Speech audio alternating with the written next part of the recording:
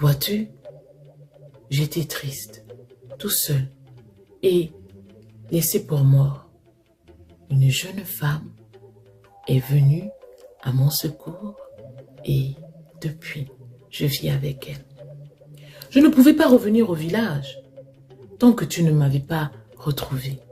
Maintenant que tu l'as fait, il est temps que nous allions. Mais je tiens à te demander ton autorisation pour épouser cette belle femme. Alors s'avança une belle jeune femme. Et Mabal, reconnaissante, lui dit merci pour tout ce qu'elle avait fait à son fils. Ils décidèrent donc de rentrer au village. Et Mabal avança. Arrivé là, les autres, qui ne pensaient plus jamais la revoir, se moquaient encore, en disant « Mais qu'est-ce qu'elle est revenue faire?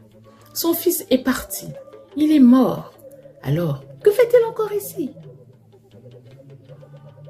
Mabal s'avança vers la case de son époux et là, on entendit chanter. Sonnez, sonnez, ma mère, sonnez, sonnez doucement. Ils m'ont tué dans la plaine pour avoir une pomme d'or.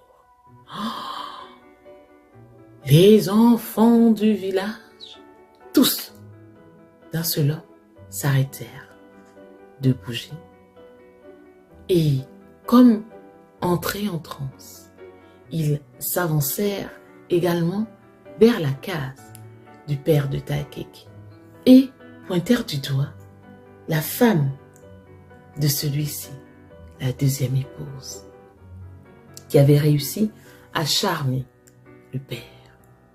Et il répondit d'une seule voix. Sonnez, sonnez, le père, sonnez, sonnez doucement.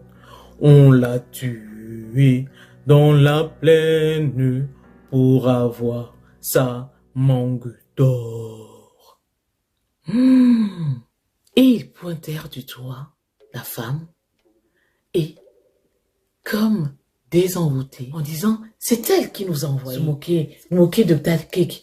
Et c'est elle qui nous a demandé d'aller l'attaquer en forêt. Elle voulait nier les accusations, mais honteuse, elle courut et sortit du village. Alors, le père de Taakek se tourna vers lui et lui demanda pardon, ainsi qu'à sa mère, Mabal.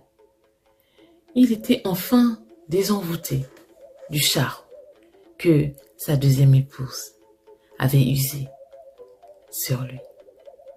Il demanda à Mabal si elle voulait bien revenir avec lui et Mabal n'y vit pas d'inconvénient.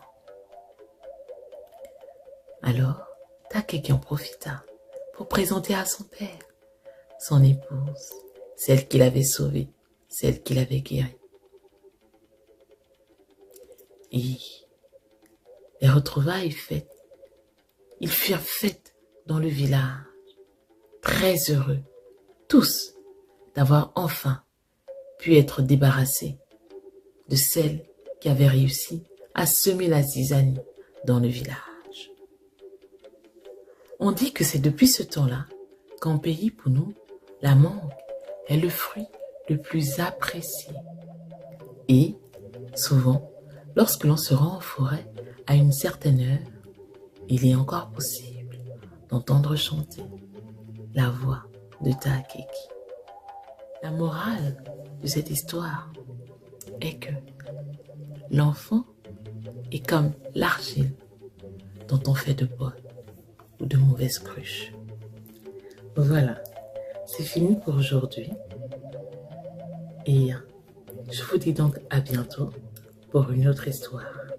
Et surtout, n'oubliez pas, gardez la lumière qui est en vous, qu'elle ne s'éteigne jamais.